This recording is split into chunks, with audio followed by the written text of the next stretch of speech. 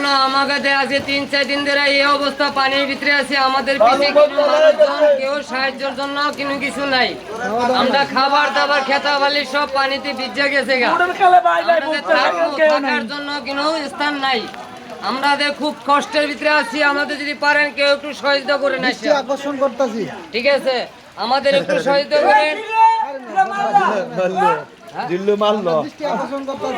আমরা দৃষ্টি আকর্ষণ করতেছি, এখানে মানুষ খুব ভয়াবহ ভিতরে আছে। আমাদের রাস্তার উপরে খাড়িয়ে নিছি পানির ভিতরে আজকে 3-6 দিন ধরে আমরা।